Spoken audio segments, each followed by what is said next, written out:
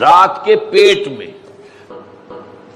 رات کے درمیانی حصے میں تہجد اصل میں جسے کہتے ہیں وہ نہیں ہے کہ جو عام طور پر لوگ فجر سے کچھ دیر پہلے جاگ گئے اذان سے اور جلدی سے 8 نفل پڑھ لیے، یہ تہجد نہیں ہے۔ یہ تو فجر کا ضمیمہ بنا لیا، ہاں نوافل ہے، عبادت ہے، اس کے بھی جو اس کے برکات ہیں وہ ظاہر ہوں گی، جو اس کا ثواب اور اجر ہے اللہ دے گا۔ لیکن اصل میں جسے تہجد کہا جاتا ہے وہ رات کو سو کر پھر اٹھنا، نیند کو توڑ کر اور پھر سو جانا اور پھر اٹھنا فجر کے لیے۔ جوف کہتے ہیں پیٹ کو، کسی شے کے جوف اللیل، رات کے بطن میں، رات کے درمیان میں، یعنی نصف رات گزر جائے اس وقت سے انسان جو ہے وہ نماز پڑھے اور پھر ثلث رہ جائے تو پھر جاگ جائے، پھر سو جائے اور پھر اس کے بعد اٹھے فجر کے لیے اور سنتیں پڑھے اور آئے مسجد کے اندر۔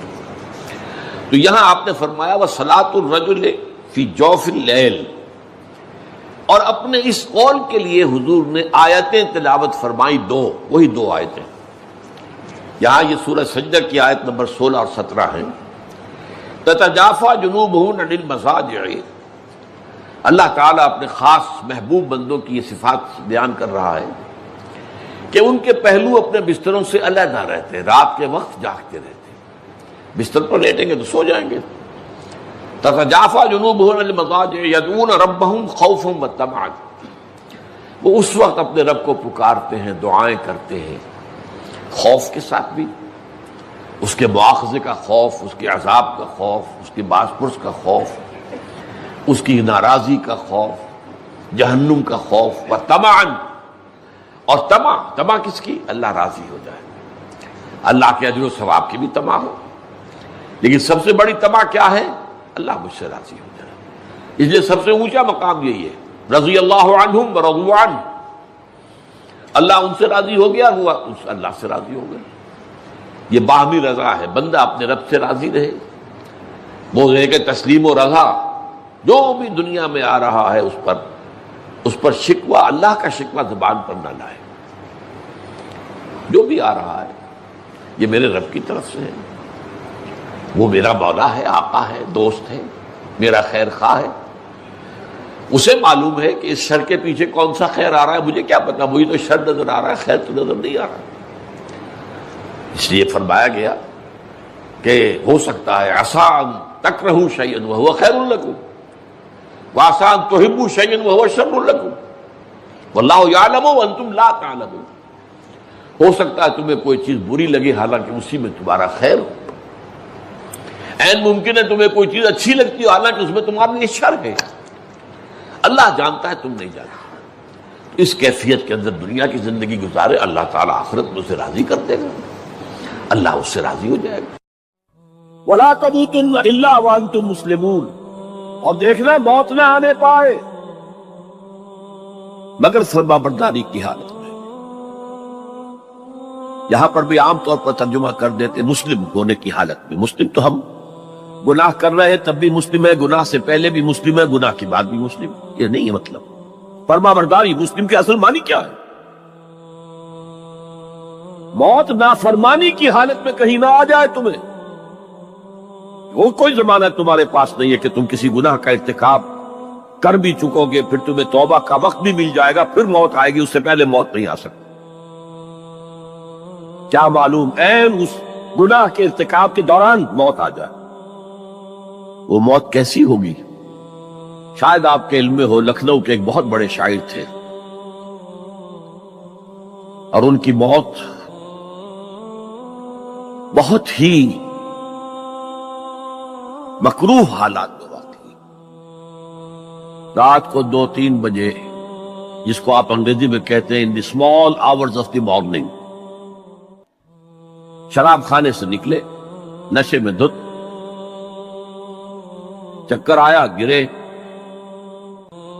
اور ساتھ ہی بدرو جا رہی تھی گندی نالی، اس میں گر گئے، وہاں سے لاش برآمد۔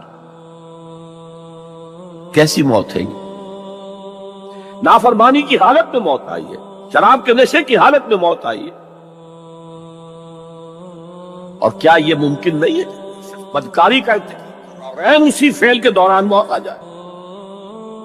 اچھا اب اگر آپ نے طے کر لیا نہیں مروں گا مگر حالت فرما برداری میں، تو اس کی ایک ہی شکل ہے، کوئی لمحہ بھی نافرمانی مبادا اسی لمحے موت آ جائے. ہر لمحے کا پہرا دیجئے، ہر ساتھ کی پوری حفاظت کیجئے، کہیں نافرمانی کا کوئی ارتکاب نہ ہو اور غیر اس حالت میں کہیں موت نہ آ جائے. میں وہ حدیث آپ کو سنا چکا ہوں، لا یزنی الزانی حین یزنی وہو مومن. کوئی زانی حالت ایمان میں زنا نہیں کرتا، جب وہ زنا کر رہا ہوتا ایمان اس کے دل سے نکل کر اوپر سر پر منڈلاتا رہتا. کوئی چور حالت ایمان میں چوری نہیں کرتا، ولا یسرق السارق حین یسرق وہو مومن. کوئی شرابی حالت ایمان میں شراب نہیں پی سکتا، ولا یشرب الخمر حین یشرب وہو مومن. اگر ایمان بھی ہو دل میں اور یہ حرکات بھی ہو رہی ہو تو وہ ایمان 2 پیسے کا نہیں، 2 ٹکے کا نہیں. کیا اس ایمان کی قیمت ہے؟ کیا قدر و قیمت ہے اس کی؟ یہ لکھتے ہیں اے نبی آپ اپنے رب کی نعمت سے مجنون نہیں ہیں. یہ کیوں کہا جا رہا ہے؟ حضور کو جو صدمہ پہنچا ہے وہی نازل ہوئی ہے دل جوئی کے لیے، تسلی کے لیے. آپ کیوں برا منا رہے ہیں؟ اے نبی آپ کیوں صدمہ اور رنج اور اندوہ محسوس کر رہے ہیں؟ ان بدبختوں کے کہنے سے کوئی آپ مجنون ہو جائے گا؟ مانتا بے نعمت رب کا بھی مجنون. وَإِنَّ لَكَ لَأَجْرًا غَيْرَ مَمْنُونٍ. آپ کو جو یہ صبر کرنا پڑ رہا ہے، آپ کو جو یہ جھیلنا پڑ رہا ہے، اس کی وجہ سے آپ کو وہ اجر ملے گا جس کا سلسلہ کبھی منقطع نہیں ہوگا. وَإِنَّكَ لَعَلَىٰ خُلُقٍ عَظِيمٍ. اور اے نبی آپ تو خلق عظیم کے حامل ہیں. آپ کا اخلاق، آپ کا کردار، آپ کی سیرت، آپ کی شخصیت میں طہارت، نفاست، پاکیزگی، آج تک دنیا نے کوئی پاگل، کوئی مجنون ایسا بھی دیکھا؟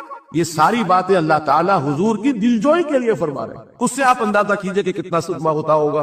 یہی ہے، اس ساری چیز کو جمع کیجئے تو یہ چیز کیا ہے؟ وَاصْبِرْ عَلَىٰ مَا يَقُولُونَ وَاهْجُرْهُمْ هَجْرًا جَمِيلًا.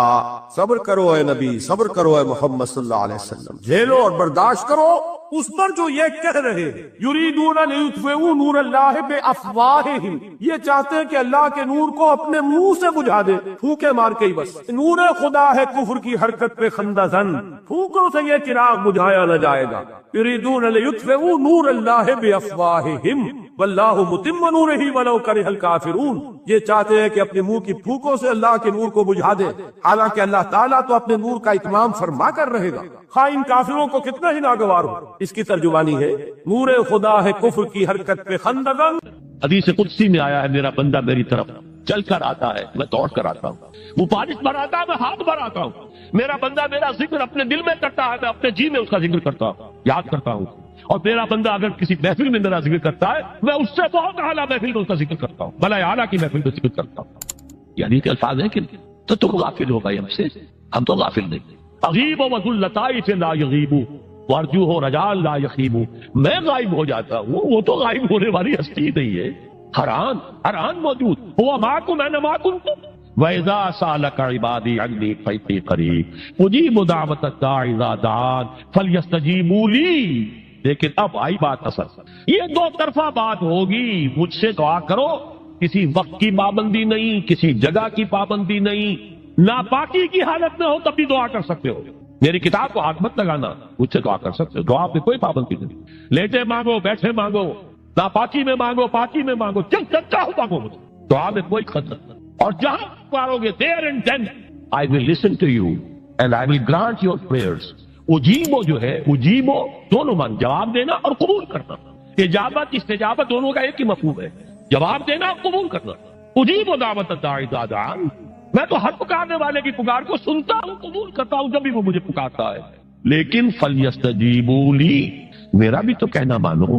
چاہیے کہ یہ بھی میرا کہنا مانے، مجھ سے محبت کریں، مجھ سے لو لگائیں، میرے دین کے لیے اپنے آپ کو وقف کرے. ان صلاتی و نسکی و محیای و مماتی للہ رب العالمین.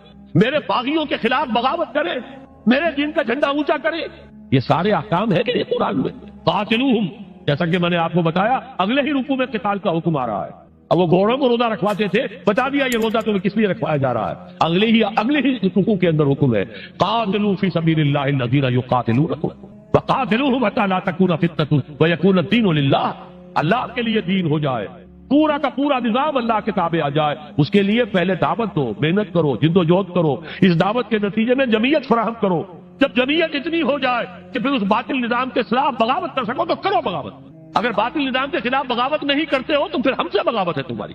پہلے ذہنی بغاوت ہے، آپ ڈس اون کیجئے ذہنی اعتبار سے، نفسیاتی اعتبار سے. میں اس نظام کو نہیں اون کرتا، ریکنسائل نہ کیجئے اس کے ساتھ، کوئی تعاون نہ کیجئے اس کے ساتھ، کوئی چاکری اور ملازمت نہ کیجئے اس کی. تن من دھن لگائیے اس نظام کو بدلنے کے لیے. چاہے ابھی وہ دعوت کے مرحلے میں ہے، لوگوں کو تیار کیا جا رہا ہے، تربیت دی جا رہی ہے، تزکیہ کیا جا رہا ہے، لیکن ہدف کیا ہے؟ تاکہ اللہ کا دین غالب